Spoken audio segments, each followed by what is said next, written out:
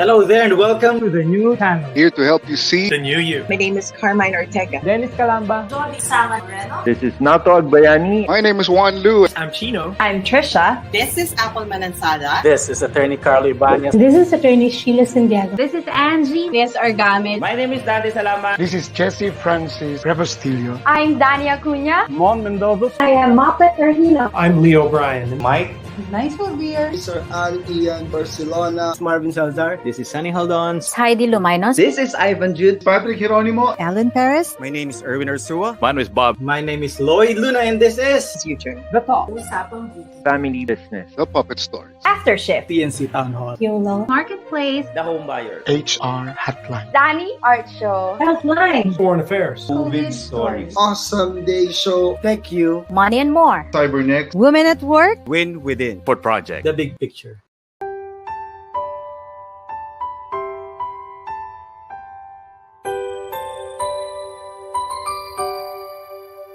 Sometimes life lets you down and you feel that you are done. You just want a morning run because the fun is all gone. But sometimes life makes you proud when you look far and wide, when you leave the pain behind and see the brighter side. TNC gives you inspiration. TNC reignites your passion. TNC starts your transformation. TNC helps you see the new you. Sometimes life makes you blind and you choose something bad. You just wanna cry and hide and save your face from the crowd. But sometimes life makes you see the beauty in you and me. When you look up above, there is God and there is love. TNC gives you inspiration. TNC reignites your passion. TNC starts your transformation. TNC helps you see the new. We're here to help you see the newness of life. We're here to help you feel your hope is so real. You've got the power to see. We'll help you see the new you. TNC gives you inspiration. TNC reignites your passion. TNC starts your transformation. TNC helps you see the new you.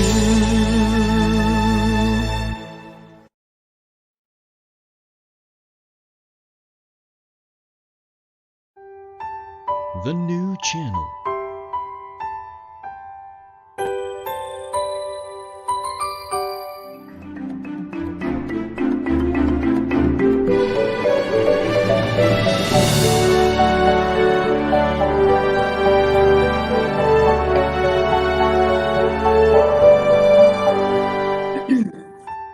The new channel.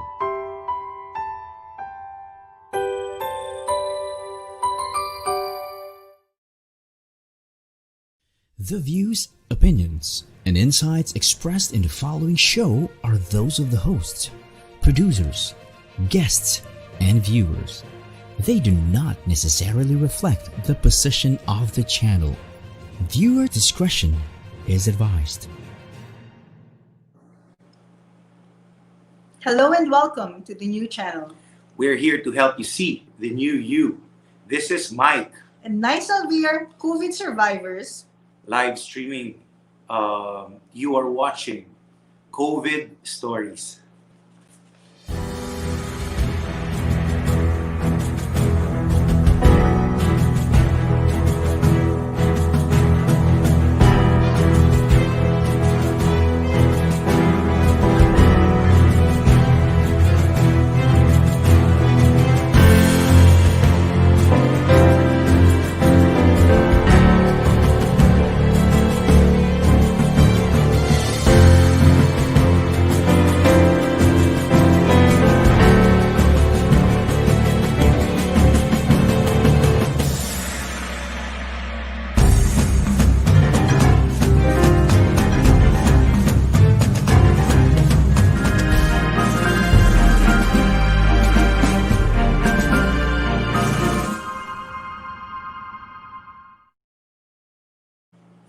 Maayong aga sa akon mga pinalangga nga Ilonggo dira kag Hiligaynon.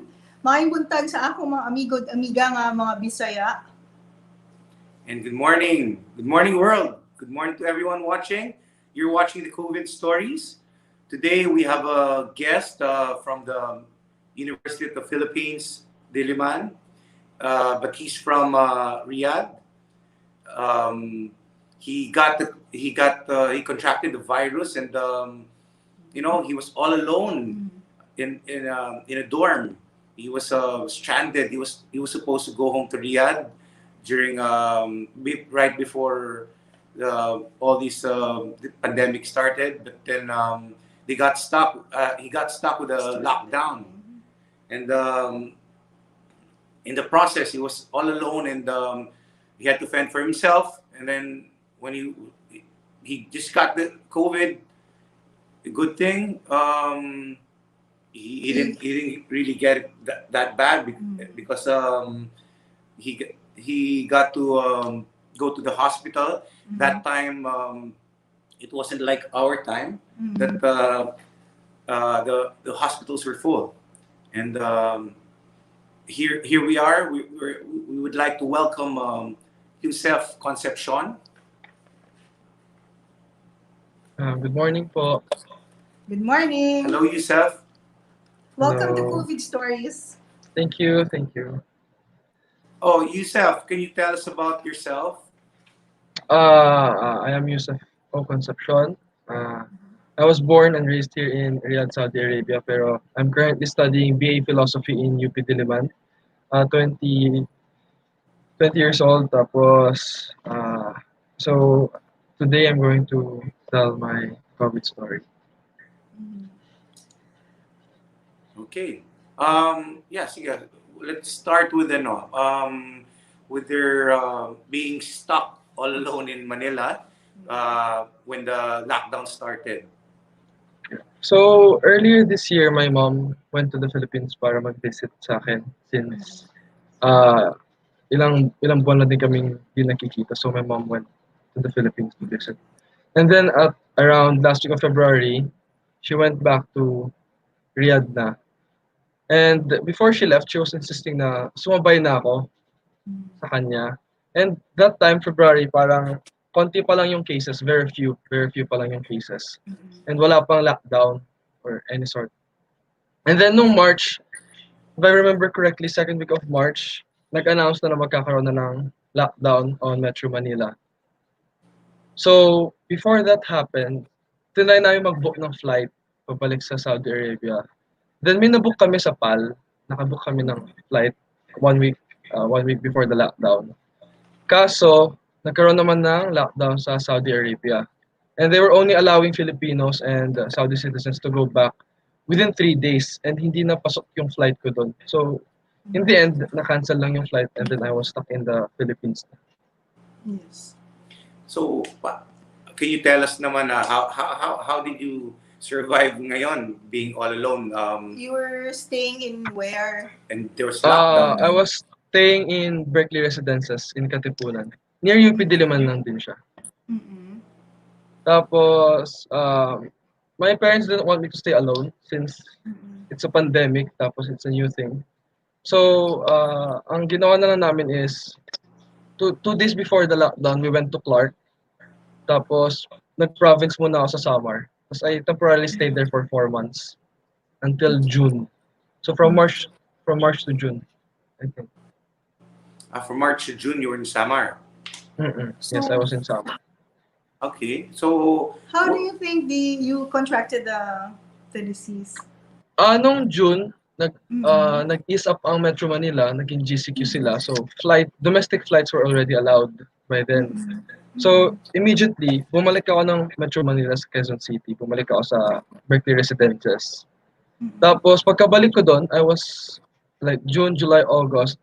Okay naman lahat. Like nag-iingat ako. I was treating COVID with utmost precaution. Kaso nag-ease up ako nung August. Like medyo nag-loosen up na ako kasi since parang GCQ naman na gano'n. Parang kaya naman siguro ng immune system ko. So there are times na like hindi ko na i-implement yung precautionary measures ko like yung face mask. Minsan, there are times na tinatamad akong kumuha ng bago, umuulit ako ng face mask. There are times naman na may mga binibili ako galing sa labas na hindi ko na disinfect. So, may mga ganun times, pero nakakalusot naman kasi first week of August, I was good. Second week of August, around August 12, August 12 to 15, if I remember correctly, nag-groceries ako that day. And then pumunta pa akong mini stop to buy food. Tapos nagpa-deliver pa ako ng cake. Tapos dumating din yung delivery ng passport ko. Yun yung mga nangyari that day nung na-contract ko yung virus. So I'm not really sure kung ano yung exact reason. So it's either of those things. Tapos 2 days after nun, dun na, nagsimula na yung symptoms. Nagsimula na yung onset ng symptoms. So how did you feel then? Ano yung mga first symptoms mo na naramdaman? Pero kung titignan before that, tingnan mo, dahil sa ating lockdown na nag-ease up, medyo nakakampante tayo. Yes. Kahit ngayon, ganun din nangyayari sa iba. Nagiging kampante and then we tend to take it for granted na lang na because parang feeling natin dahil hindi na masyadong strict yung quarantine siguro hindi na rin ganun katindi yung hawa ng COVID. And so, how did you know na na feeling mo may COVID ka? So what were the symptoms? How did you feel? Nung early morning, 2 days after nun, nag-start siya with dry throat. Dry lang yung throat ko. Tapos kala ko natuyuan lang ako ng pawis or masyado lang malamig yung aircon, gano'n. Tapos nag-start na yung dry cough later that day. Pero binaliwal ko lang since dry throat and dry cough lang naman. Tapos sa tingin ko, it's impossible na makakuha ko ng COVID sa groceries ko kasi naging routine ko na yung pag-groceries naging routine ko na yun. So parang imposible makuha ko doon, yung mindset ko doon.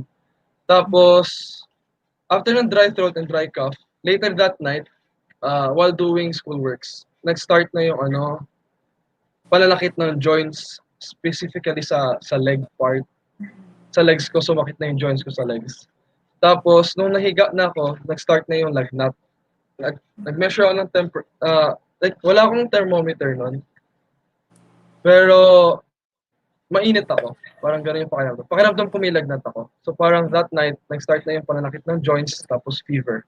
Tapos, kinabukasan na umaga, may fever pa rin. Tapos nagtuloy-tuloy na until yung nag-contract na, nung na-confirm ko na nag-contract na ng COVID. Okay, well, you're having those symptoms. Anong naramdaman mo? And then, what prompted you to have yourself checked? And anong naramdaman mo? Oh, baka mag-COVID ako. Ganun. Ayun, pero dinidismiss na, ako personally, dinidismiss ko yung thought na may COVID ako since ayoko talaga magko-COVID kasi alam kong mahirap, lalo na pag mag-isa. Tapos hindi ko alam kung paano i-handle yon since most of, like parents ko, siblings ko nandito sa Riyadh. Tapos yung mga kamag-anak ko naman parang hirap pumunta sa place ko. Since meron pa rin naman ding quarantine protocols at place. Yes. So dinidismiss ko personally yung thought na may COVID ako. Ang ginagawa ko na lang is iniisip kong trangkaso lang to. Yun na lang iniisip ko, trangkaso lang. Kasi wala pa akong pneumonia. Yun yung hinihintay ko. I mean, hindi naman hinihintay. Parang, it's more of, wala pa yung pneumonia. So I think trangkaso lang to. Pwedeng walang COVID. Pwedeng walang COVID. So, yun lang din yung ginagawa kong mindset para pakalmahin sarili ko. But then, eventually, nakaranas na ako ng difficulty of breathing. Tapos sabi ko, okay, I need to get checked. I need to get tested na talaga. So, nung nagkaroon na ako ng difficulty of breathing, we tried na kumontak ng mga yung home service na mga testing. Kaso wala kami makuha. Kasi hindi sila available sa schedule. Tapos,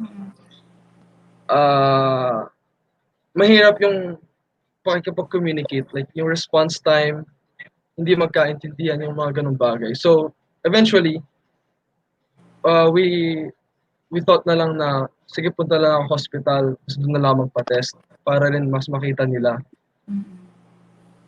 Tapos we tried calling the barangay para sa ambulance, ihatid ako sa hospital. Kaso, they told me na hindi nila ako mahahatid that day and tomorrow. So basically parang 2 days after pa, 2 days after pa nung tumawag ako nila ako mahahatid. Take note na 5 days na akong may symptoms, 5 days na akong nakakaranas ng symptoms nun. So medyo malala na. Like 5 days straight ako may lagnat, 5 days straight sumasakit yung katawan ko, sumasakit yung joints ko, nagkakaroon ng difficulty of breathing. Like lahat ng symptoms nararanasan ko. Kaso hindi pa nila pwede ihatid. Kasi may naka-schedule daw that day and tomorrow, fully booked daw yung ambulance. So parang wala kaming choice, hindi naman ako pwede mag-public transport since tapos wala rin maghahatid sa hospital. So, ang ginawa na lang nakiusap kami sa isa naming kamag-anak na ihatid ako sa hospital. Tapos, ang ginawa na lang is in-installan ng barrier. Tapos, nag full on a face shield, mask, gloves. Tapos, hinatid ako sa hospital sa Our Lady. Kasi nagpatas ako sa New Era. Kaso sabi nila, I have to wait for the results for another 5 days. So while waiting, like ano pa rin nararamdaman mo? So kung 5th day and towards the 8th day, parang yun yung peak na ngayon ng COVID. Yung lagnat ko umaabot na sa point ng 39, ganun, umaabot na sa point ng 39. Tapos, nauubos na yung mga gamot ko, yung mga stock kong medicines sa condo, nauubos na, and I can't buy outside din naman. Since I can't go outside. So, nauubos na yung mga gamot ko, tapos lumalala yung pakiramdam. Tapos, so my mom went out of her way na nag-chat na siya ng mga kakilala niya sa hospitals, tapos nagtawag-tawag na rin siya ng other hospitals. Kaso, that time kasi, wala na ring beds, wala na available rooms, wala na available beds sa mga hospitals. Kasi, if I remember correctly, 3rd week of August, nag-resort back to MECQ ang Metro Manila. So, around that time, leading na siya to that point na halos puno na yung mga beds. So, ang hirap maghanap. So, natangkihan ata kami ng 2 to 3 hospitals. Tapos, luckily, my mom was able to contact one of her high school friends who happens to be working in a hospital din and may connections naman. So, sakto, may isa silang available bed that night. Kasi lumalala na rin yung pneumonia ko. Prior to that, nagpa-x-ray ako, lumabas yung results. May pneumonia nga ako. May mild pneumonia ako. Na-confirm na may mild pneumonia. Tapos gusto ng mom ko na mag-confine na agad ako. I-confine na agad ako sa hospital since anytime pwedeng lumala yun and hindi ako makahinga. Ako naman, parang ayokong pumunta sa hospital kasi natatakot ako na pumunta sa hospital since, yun nga, COVID. Peak of COVID yun eh. So parang takot akong pumunta sa hospitals kasi hindi ko pa rin wala pa rin yung results ko na COVID positive ako. So parang iniisip ko na baka doon pa ako ma-infect. There's still hope, tapos baka ma-infect pa ako sa hospital. Doon ko pa ma-contract yung virus. Or doon pa lumala yung virus. Yun yung nasa isip ko noon. Tapos, eventually, I got convinced na pumunta na sa hospital, mag-confine. Tapos sinundo ako nung kakilala na mom ko, her high school friend. Tapos yun, na-confine naman na. Tapos, lumabas rin after a day yung results ko na positive nga. So, nasa hospital ka na nung malaman mong positive ka? Nasa hospital nung malaman mong because your condition was worsening? Hindi na kaya sa home. Hindi na kaya i-treat. Before you tell us about your hospital journey, what did you do at home in those 5 to 7 days na you were just alone? How were you able to manage your symptoms? Yes, and then yung food. How did you do regarding that matter, mahirap na halos walang epekto yung medicines na iniinom ko. Like, hindi pa, kahit uminom ako ng paracetamol, kahit uminom ako ng vitamin C, ng Immune Pro, hindi gumaganda yung pakiramdam ko. So parang slowly but surely, parang nawawalan ako ng gana to move at all, even to eat. Tapos ang sakit pa ng katawan ko. So at some point, hindi talaga ako makabangon. So sobrang sakit ng katawan. Regarding naman sa food, napakiusapan namin yung relatives ng mom ko na maghatid sa akin day-to-day ng foods, fruits, ganun. Ang ginagawa is, pag ihahatid, iiwan sa guard sa lobby. Tapos yung guard sa lobby, iiwan sa harap ng pinto ko. Tapos kailangan lang yung perimeter, make sure nilang clear muna bago ako buksan yung pinto. Tapos kukunin ko yung food ko, tapos iinit ko na lang. Ganon. Pero at some point, minsan tinatamad na rin ako magsaing, tinatamad na rin ako mag-init ng food. Kaya sometimes I skip meals na lang. Kasi you feel weak also. So how was it parang mentally? Parang meron bang nadidepress ka ba nun? Parang ganun. Parang sabi mo, parang nawawalan ka na ng gana. So mentally it was tough kasi like prior to that mag-isa na ako stuck na ako for about 6 months. 6 to 7 months na ako stuck.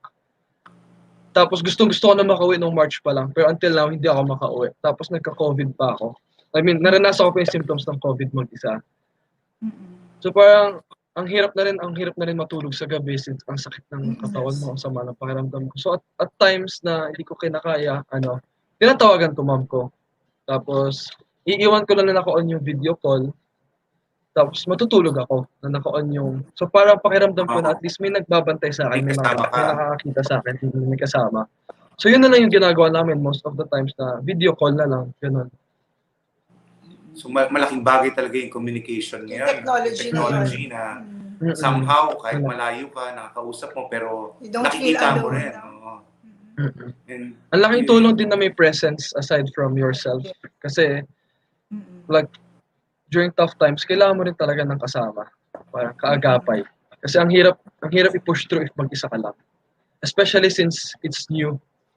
And hindi alam kung saan dadating or anong kakahinatnan ng COVID.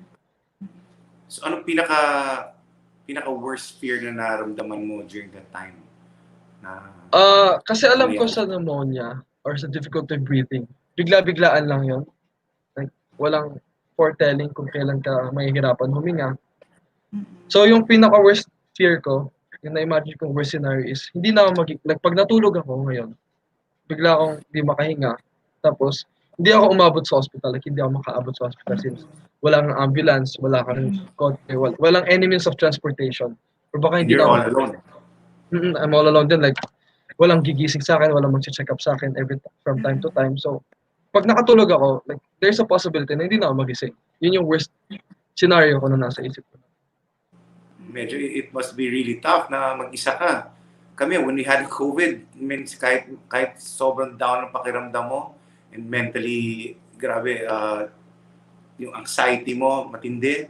Kahit pa paano, may support kami nakukuha, pero yung may kasama ka agad, makausap ka agad, and then sobrang halaga talaga ng support pero it must be really tough for you, no? Grabe, all alone and thousands of miles away from your family.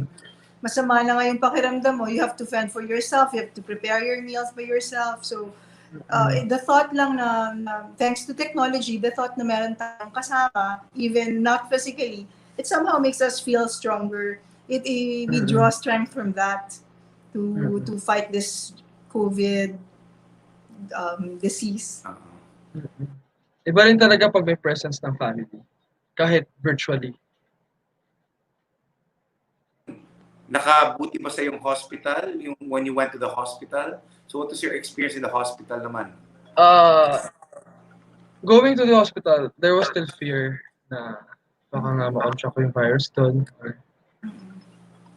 Tapos, syempre, as we all know, mahal magpo-hospital. So, isa yun sa mga reasons kung bakit ayaw ko rin. I don't want to expend anymore if kaya, parang gano'n. So, nung nasa hospital naman na, there were series of tests. Like, ang daming test agad bago ako i-confine sa room. Ang dami agad test. Tapos, luckily lang na may kakilala kami, kaya medyo maganda yung naging experience ko sa hospital. Buti na lang, kahit yung mom mo thousands of miles away, kahit pa paano, nag-coordinate siya sa Pilipinas, kahit nasa Saudi siya. Tapos, sobrang coincidental din na high school friend niya is working in a hospital. Tapos, sakto rin that night, nung peak na ng COVID ko, mayroon silang isang bed kasi may kaka-discharge lang. So, there was one available bed. So, yun.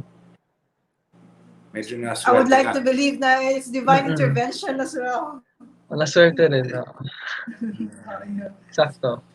And so, anong sinasabi mo, peak na ng symptoms mo na hirap ka na. So medyo lumuwag bang pakiramdam mo nung ano bang ginawa ng hospital sa iyo?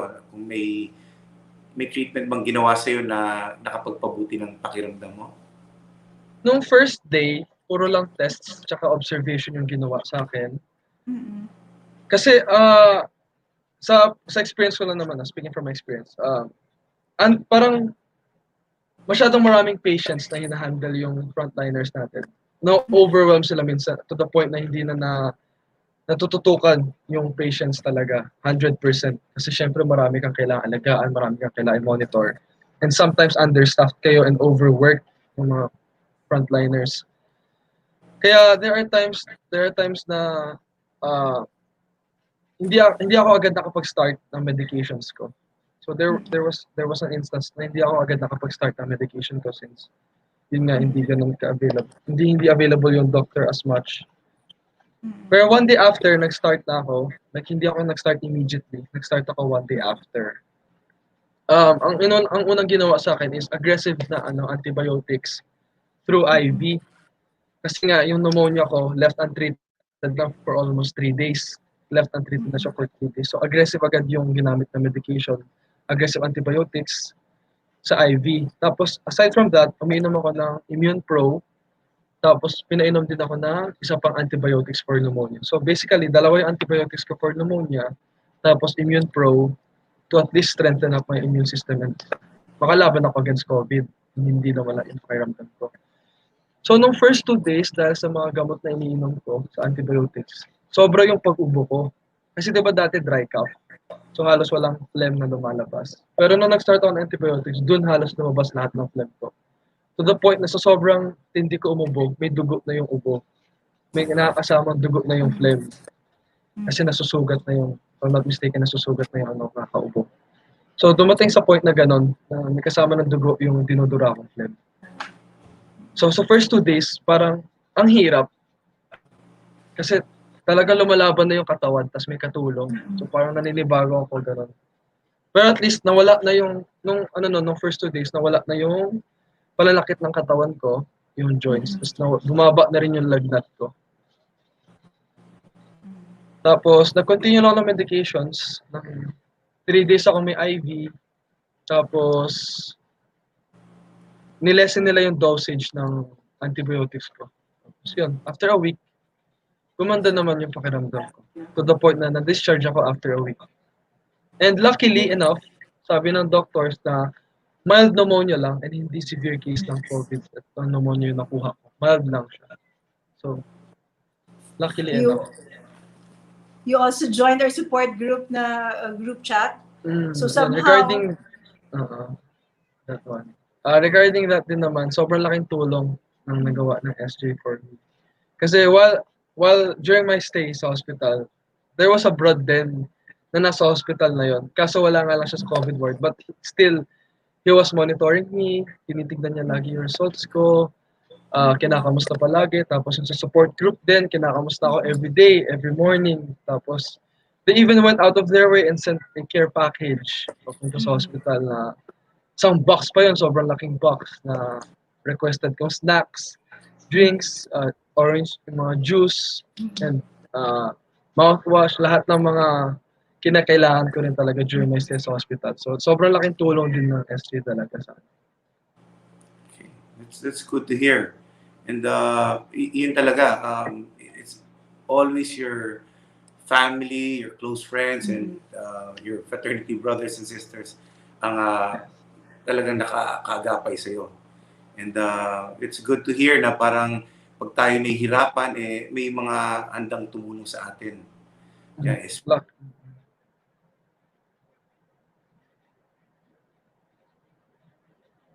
talagang she made sure na talagang matulungan ka niya.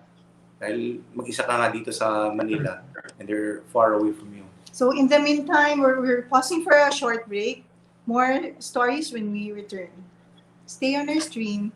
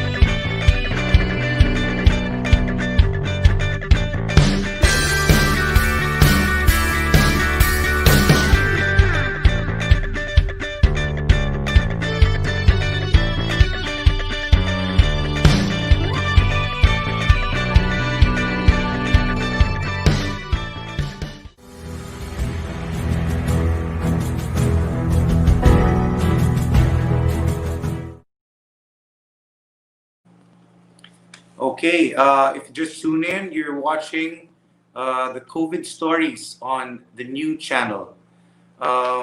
Here we stream live every Saturday at 10:30 in the morning. But before we bring back Yousef, I would like to make some announcement on the shows of COVID of TNC. The Big Picture shares inspiring stories of notable personalities, Mondays to Fridays, 7 p.m. HR Hotline introduces us to the wonderful world of human resources management, Tuesdays, Thursdays, and Saturdays, 12 noon. Have an insightful Saturday afternoon because the family business is everyone's business, 4 p.m. The fourth project is about life, business, and success stories, live from Dubai, UAE, 6 p.m. or 10 p.m. Philippine time on Saturdays. Usapang Beauty is about beauty beyond what your eyes can see. Thursdays and Saturdays, 5:30 p.m. Discover your life purpose and learn from others' turnaround stories by tuning into U-Turn, Mondays and Thursdays at 10:30 a.m.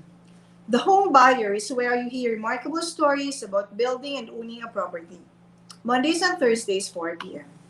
Laugh and learn about puppetry arts from all over the world. The Puppet Stories, Mondays, 5:30 p.m. Magbenta, bumili at tumulong dahil bukas na ang the TNC Marketplace, an online night bazaar, Thursdays and Fridays at 10 p.m. YOLA is for all of us to understand that law is fun and cool too, Thursdays at 8:30 p.m. Watch and learn about money and more. Streams live from the Philippines and the US, Tuesdays at 8:30 p.m. Philippine time and 5:30 a.m. California, USA. Two leaders in one platform. TNC The Talk, Mondays at 12 noon. Yes, we have After Shift. It's a chillaxing show about your choices and lives after work. Wednesdays and Fridays at 8:30 p.m. Discover and learn strategies on self-leadership to win in life through Win Within. Saturdays, 8:30 p.m. Dream, achieve, nurture, and inspire. Tag your kids along and watch Danny Art Show, Fridays, 5:30 p.m. Global issues, common interests, learn together across borders. Foreign Affairs streams on Tuesdays at 10:30 a.m. Because health is wealth. Healthline on Wednesdays and Fridays, 4 p.m. New shows such as Awesome Day, Mondays at 2:30 p.m. Make sure to make your day an awesome day every day. Start your Saturday celebrating the Women at Work, 9 a.m., also on Saturdays. And of course, launching very soon, and some have launched already, CyberNext, TechU, GGNO, or Good Girls Night Out, Rainbow Time, and Game and Good Stuff. Catch also our TNC original shows such as One Day, an inspiring 30-minute storytelling. It alternates with TNC Town Hall, co-hosted by TNC founders Lloyd and Apple. This show is where we talk to you, our valued audience, about our shows on TNC. More upcoming TNC shows that will truly inspire you. And of course, the world just faced an unprecedented pandemic. Time to hear positive testimonies straight from those who have recovered from the disease. COVID Stories, Saturdays at 10:30 a.m. Please follow our channel on Facebook and YouTube, and let us help you see the new you. So welcome back. You're watching COVID Stories. I would like to say hi to Mika Inte. Hi, Mika. Yes, she's watching right now. And Yousef, baka meron ka dyang Let's welcome mga babatiin? I would like to greet my family kasi bukod sa kasama ko na sila ngayon, nanonood sila at the other room. Tapos, I would also like to greet my org mates and yung SJAS na nanonood din sa live stream natin. Okay. Sana tayo? You were in the hospital, so yun na, medyo sabi mo, aggressive yung treatment ginawa nila sa pneumonia mo. And medyo nakagaang na sa pakiramdam mo ang treatment. So, ano naman ang naging ibang experience mo sa hospital, and how long were you there, before you were discharged? I stayed in the hospital for a week. Yung mga experiences ko naman aside from the treatment is dahil nga kakilala naman po si Sir Paul, yung nagtatrabaho dun sa hospital. From time to time, dinadala niya ako ng pagkain na wala sa diet ko dapat since yun nga, I'm undergoing treatment. Pero syempre, there are times na nagkikrave ka ng midnight snacks, gano'n, and hindi ka makatulog sa hospital.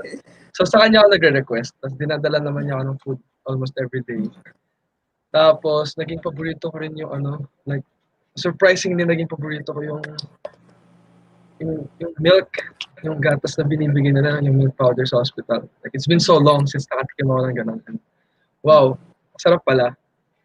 Tapos, pero there are times din naman na naninibago ako sa hospital setup. Like, for example, ang hirap maligo pag may nakatusok sa kamay mo. IV and dextrose, gano'n. Tapos, there are times din na nahihirap ako huminga. Kaya, there was an instance na naghingi ako ng oxygen support kasi nga hirap ako huminga during my treatment before pang gumaling yung pneumonia ko. Nahihirapan ako huminga. So, nanghingi ako ng oxygen support.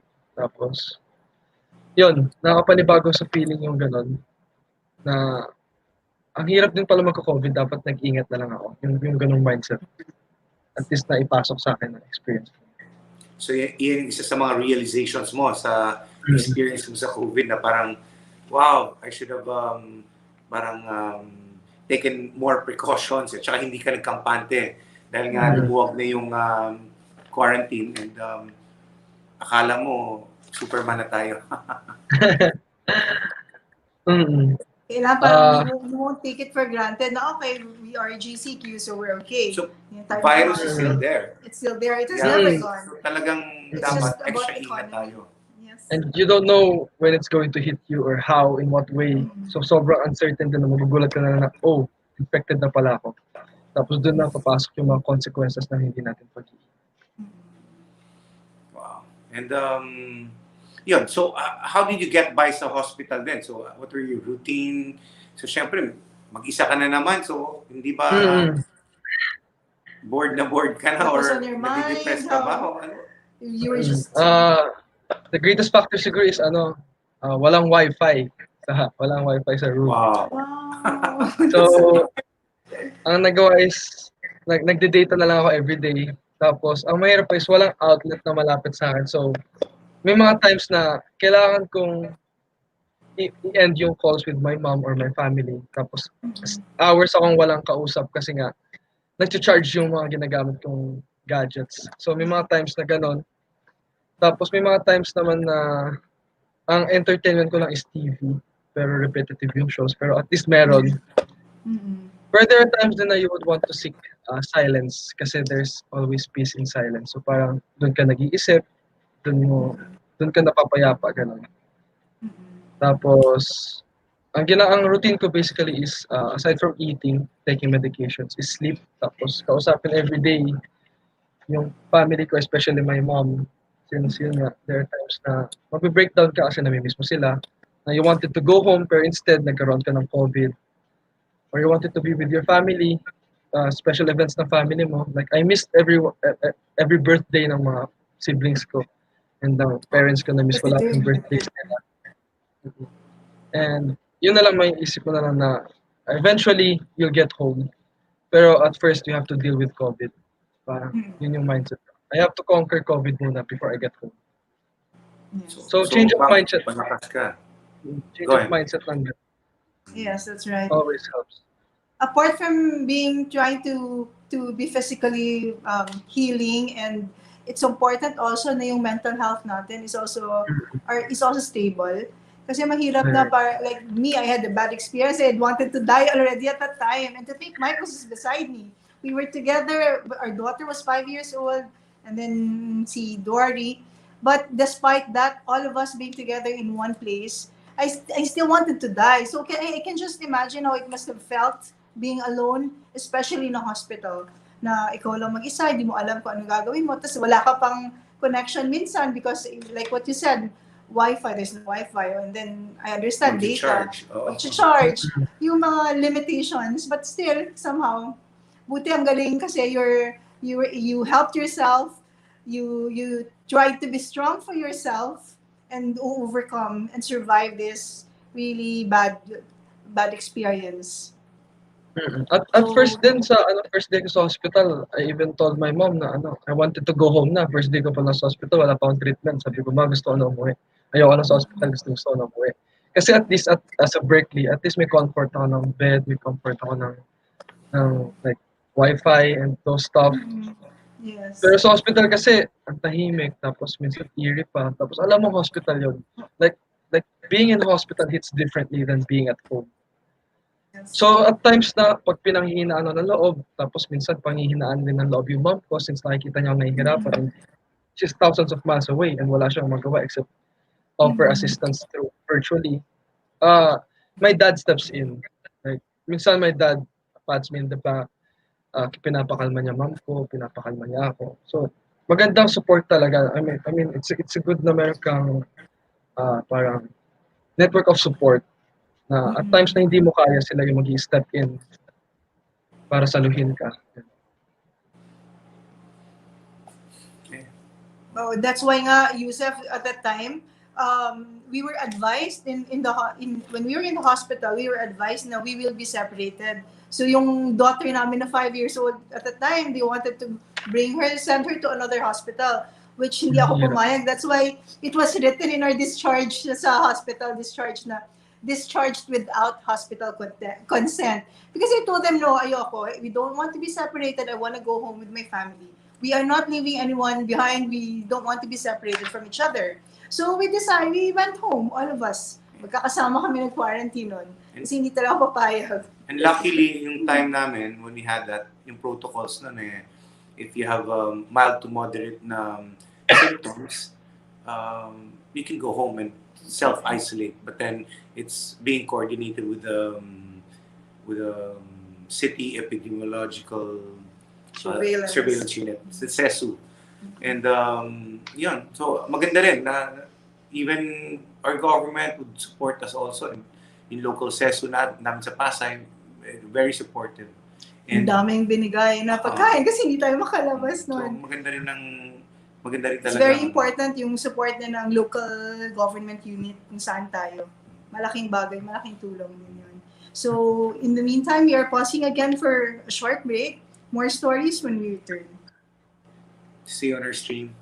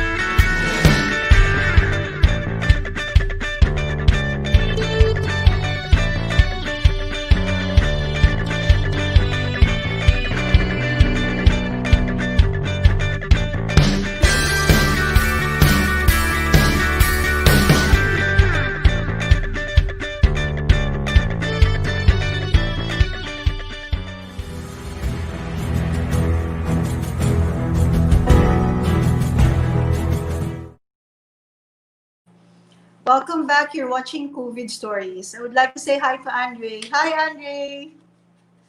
Classmate of Michaela. Classmate of Michaela, our daughter. He's also 6 years old. Yes. Hello, Andre. So let's bring back Yousef. Yousef. Okay. Yousef. So, yeah, with the experience mo sa being alone and then by yourself, thousands of miles away from your family, and then you got hospitalized with your experience dito sa COVID. ano ang, aside from kaninang na-mention mong realization mo na dapat hindi tayo nagkampante kahit lumuwag man yung quarantine natin protocols. So what are your greatest realizations in this experience of yours? In your life, One more. in your outlook ngayon sa how you see life in general right now. Like for example me, na-realize ko noon na parang what's important in life is the basic, your family, being together. Yung simple lang sa buhay, hindi yung not material things, you just being together, you create memories together because life is short. So what's your realization, biggest realization? Siguro, personally, my biggest realization is sobrang naging grateful ko. Kahit na, I mean, there's nothing to be happy about na nagkaroon ka ng COVID kasi nagpabaya ka. There's nothing to be proud about that. Pero at the same time, I'm grateful na meron akong support ng family ko, ng SJAS, ng friends. Tapos I'm very grateful din na merong resources at hand kasi imagine if walang hospital doon, di ko alam anong mangyayari sa akin. Imagine if walang tumutulong, baka mas lumala pa. Like, aside from that, yung divine intervention nga rin, si Lord, si God. Na at the moment na sobrang down mo, He picks you up at unknowingly, like in different ways na sobrang malilit na bagay lang pero pag pinagsama-sama mo na, ang laki na epekto sa buhay mo. So parang sobrang grateful ako na yun nga, andyan si Lord for me, andyan yung family ko, LJAS, yung friends ko, and may resources at hand na nakatulong sa akin sa pag-recover ko. That's good to hear. It's always family and syempre the Lord. We have to be grateful for life after realizing or after fearing na wow, pwede tayong mawala sa mundo nito na just like that because of COVID lang and we tend to appreciate the what we have. We learn to appreciate more our friends or the simple things, the basic in life, and enjoy life as it is. Learn how to go with the flow and sway with the problems kung ano man, hindi tayo magpapatalo kung whatever happens. So tibay lang ng loob at trust in the Lord. And so ikaw dahil kahit papaano sa na-experience mo, sa realize mo, and ito sa all these tough na ordeal na dinaanan mo. Kunyari dito sa ating mga viewers, kung may ma-advise ka sa mga may COVID ngayon, anong ma-advise mo sa kanila? Sa mga may affected with COVID. Well, I can't necessarily say kung ano yung dapat nilang gawin. Pero yun nga, advice lang na to fight COVID, hindi lang talaga kailangan ng immune system or ng tibay ng katawan. Kailangan lang talaga ng mental fortitude, trust in God, tapos yung support from your family and friends. Tapos wag na wag mawawalan ng pag-asa kasi if nawalan, masihirap lang yung lagay. So no matter how hard things get, continue to push through. And also consider yourselves lucky. Consider yourselves lucky na meron kayong, kung ano man yung meron kayo ngayon, consider yourselves lucky kasi there are people who are less fortunate na hindi makakuha ng treatment. There are so many lives lost na during the pandemic. So consider yourselves lucky na you're still fighting. Parang gano'n. And then no matter how hard it is, it too shall pass. It will pass. Mm-hmm. It always will, so just let it be. Leave it all up to God and just trust in Him. Yeah. And yun, so ano naman ma-advise mo sa mga taong walang COVID? For the general population na sa team, because of your experience, parang, oy, people, itong ma-advise ko sa inyo. So anong nakikita mo? Yun, don't repeat the same mistakes I did. Like, mag-ingat pa rin. Kahit hindi natin nakikita, kahit nakiisap na yung quarantine, kahit parang bumabalik na sa normal yung lahat, kahit tinatawag natin siya yung normal, wag na wag magpapakampante. Wear your face masks, mag-disinfect palagi. There's nothing wrong about being too careful.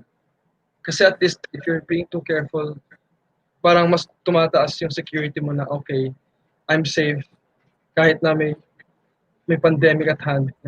Kesa naman maging pabaya ka at maging kampante. Don't let your guard down. Basically, that's it. Don't let your guard down. Makinig palagi sa protocols ng government, makinig palagi sa sa sinasabi ng mga medical personnel, ng mga medical staff na ito dapat yung ginagawa during pandemic. Like, always base it on science, tapos do your own part then, individually. Tama yan yung wag maging kampante kasi even us, even if kahit nagkasakit na tayo and then they say na meron tayong immunity to this disease, meron tayong, we even donated plasma. So parang we feel like Superman na ang lakas-lakas natin, hindi tayo mahawa. But still, kailangan natin talaga mag-ingat pa rin. Like, si Mike is very sick. He always gets mad at me yung sa elevator. I have to use something para to press. And then, medyo minsan ako, hindi na rin ako nagmamask, I admit it. Kasi parang, it's uncomfortable. So, it's hard, pero... You have to have somebody to remind you. Pero, ganun din. Kahit ako, kunyari, makampante ako, kung mapaalalahanan niya ako, maganda yon. So, parang, tulungan lang rin tayo na parang, oops, paalala, di ba? So, hindi naman tayo perfect na, pero we just have to try our best na to take care of ourselves. We have to be responsible for ourselves and for the people around us. And also, I think it's a conscious effort to be really careful na to practice the health protocols, safety protocols. Hindi natin, kasi they say na meron daw, minsan mahahawa ulit. Like what we reinfection. See. Yeah, reinfection. Pero, yes. So we don't know talaga kung ano yung behavior nitong virus na to. So we have nothing to lose kung medyo maingat talaga tayo minsan. So wait lang. So with all this experience, di ba, kakauwi mo lang sa Riyadh. And then merong ano bang pinagawa sa inyo diyan? Anong protocol sila pag-uwi mo ng Saudi Arabia? And how long? If I were to compare yung protocols na naranasan ko sa Philippines and sa Saudi, I'd say na mas maayos yung system dito since heavily based talaga siya science and may funding. So ang nangyari is before pa lang makapunta sa airport na makapasok sa bansa is kailangan mo magpa-swab. Tapos, yun din, nahirapan kami doon since bago pa lang lahat ng protocols ng Saudi Arabia. So, minsan pa bago-bago pa, tapos hindi pa siya masa system sa airport sa Philippines. So, sobrang hassle na I had to get swabbed twice. I missed a flight. Basically, nasa airport na ako. I missed a flight dahil lang yung swab ko was not valid for 3 hours. Kasi ang sabi initially is kailangan 48 hours upon arrival yung validity ng swab. Tapos biglang nabago sa 72 hours upon swab, like pagkakuha ng swab samples. So ang laking pagbabago nun. Tapos off ako by 3 hours. I was off by 3 hours so I had to miss my flight.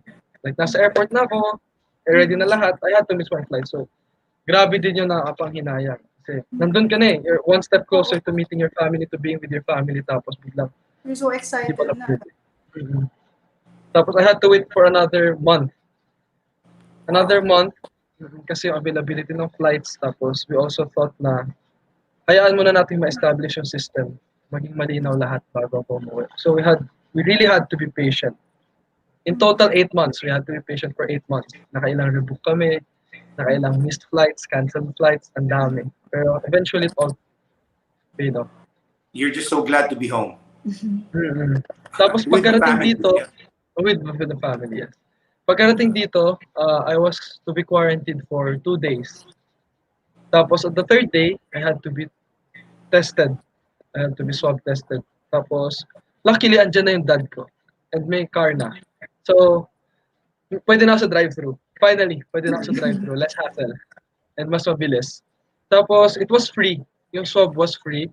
Mm-mm. Tapos I was able to get the results within 12 hours. It's fast, no? And so you had home I suppose yung home quarantine and nag-home quarantine ka? And up to when? I was in home quarantine for 2 days. Tapos yung background ko ngayon, kung nasa na ako ngayon, ito yung room na ginamit ko for my home quarantine. Tapos dun sa pinakalikod, nandun yung bathroom na ginamit ko. So basically separate lahat. Tapos pinapadala nila ako ng food through the door lang. Tapos magmamask kami pag kukunin ko yung food and gloves. Basically ganun lang. Tapos drink your vitamins. Yousef, if you would give your COVID story a title, what would it be?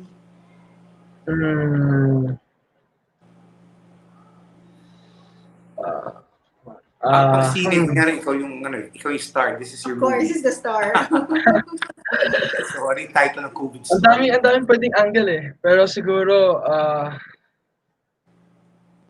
Just a Spur of the title. moment. personally, for the moment, First talaga movie is mo. hashtag, no, not hashtag, this is title. Pwede. Parang hashtag worth the wait. Or if it's a title, then yung sobrang cliche na patience is a virtue. Kasi yun lang talaga. Like, even during COVID infection. And tama, worth the wait. Now you're with your family and natapos na rin quarantine mo, and then you get to go out with them, spend more time with them, and wow, after all these months battling yung loneliness, and you're stuck because of the lockdown, and then you had COVID pa, it's worth the wait na you're with your family right now. I would like to believe it's Yousef's biggest realization that patience is really a virtue. True. And I tend to be very impatient din naman dati. Kaya nga, tinatamad ako mag-disinfect, tinatamad ako magpalit ng mask. Kasi, of course, there's a factor na impatient ka. So, okay, any parting words before we I guess to everyone na nanonood, we always tend to overlook yung small things in life, especially our family, our friends, or the times na we could go out with them, the times na we could freely spend time with them. Eh ngayon na pa-realize sa atin ng pandemic na hindi ganun palagi. So, cherish every moment with them, cherish every time na you have with them. Tapos also, let's do our part in battling the pandemic, like individual action done collectively. So, isa yan sa mga importanteng bagay na kailangan natin tandaan pala. Okay. Anyone you'd like to say hi again? I would like to say thank you to the people who helped me so much during my COVID-19 story and my journey pabalik ng Riyadh. Kay Tita Becky and kay Kuya Gabs na everyday na hindi nagsawa naghatid ng pagkain, ng gamot, ng fruit sa akin nung nakaano ko. And even nung nasa hospital ako, tapos kay Ma'am Carol din na nagpadala ng ibang medical equipment tulad ng thermometer, ng masks, and ng gloves sa akin. Tapos kay Sir Paul na umasikaso sa akin sa hospital, and naging connection namin kaya ako napadala sa hospital. Sa SJAS, na sobrang laki ng nagawang tulong din, especially in terms of support, network, and connections. And tapos sa org ko, sa UP Astronomical Society na andyan din palagi, keeping constant contact sa akin every day throughout, tapos offering what they could offer kahit na magkakalayo kami. To all those people, and especially to our medical frontliners, sobrang laking part ng naitulong sa journey ko towards healing and being with my family. Kahit na minsan na-overwork sila, the sacrifices they made, especially during my stay sa hospital, nakakakwentuhan ko sila minsan pag kinakabitan nila ako ng gamot or nang binibigyan ng medications. Yung mga stories din nila, their individual stories, sobrang grabe. So, sobrang utmost gratitude talaga sa kanila. Yeah, the medical frontliners are modern heroes. So thank you also. And Yousef, thank you for agreeing to share your COVID stories. Thank you for featuring me on your show. So Thank you, Yousef, for being our guest and imparting those inspiring words to our viewers this morning. It has been an inspiring and informative morning. Hoping to see you all every Saturday at 10:30. Increasing one's awareness and knowledge conquers fear through different COVID stories. See you every Saturday at 10:30. Thank you. Shout out to Chinga of the Bicol Relief of SJAS and Stella. See you next week.